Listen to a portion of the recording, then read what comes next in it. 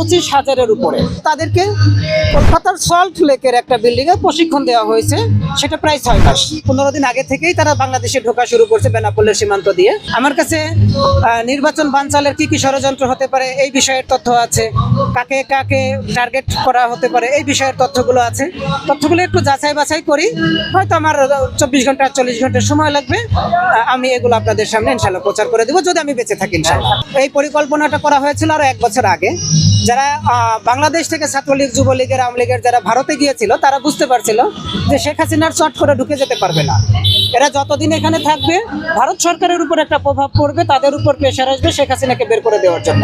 আর শেখ হাসিনা আন্তর্জাতিকভাবে এমনভাবে মারা খাইছে ডক্টর মোহাম্মদ ইউনূসের মেধার কাছে, যে উনি আন্তর্জাতিকভাবে কোথাও আর পা দাঁড় করাইতে পারবে না, শক্ত হয়ে দাঁড়াতে পারবে না।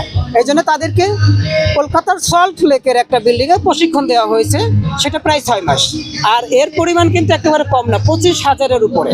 তারা এখনের এই সময়ে নির্বাচনের 15 দিন আগে থেকেই তারা বাংলাদেশে ঢোকা শুরু করছে বেনাপোলের সীমান্ত দিয়ে। এবং তারা এখন পর্যন্ত গোপালগঞ্জের সাবেক ডিআইজি মিজানুর রহমান, যাকে খুলনার ভূমিদস্যু বলা হতো, ওনার একটা রাইস মিল আছে, সেটা হচ্ছে টুঙ্গিপাড়াতে। ওনার রাইস মিলে রাত্রযাপন করে। রাইস মিলের পিছনে একটা ঘের আছে, ওখানে তারা তাদের প্রশিক্ষণগুলো রিপিট করে।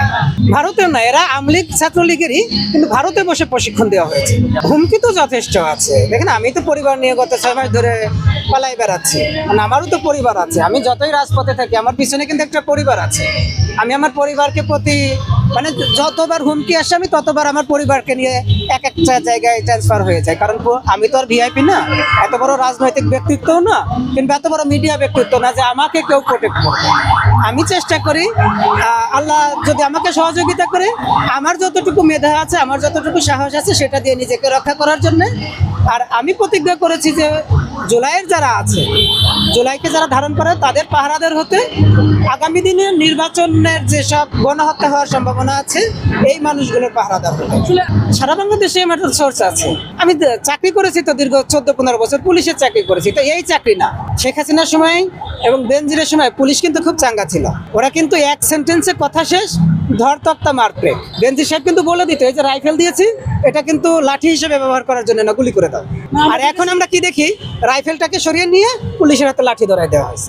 স্বরাষ্ট্র উপদেষ্টা মহোদয়, উনি তো আসলে একজন অযোগ্য, অদক্ষ, নির্লজ্জ একজন ব্যক্তি। ওনাকে ওখান থেকে সরিয়ে দেন, আমাকে 1 মাসের জন্য বসাই দেন।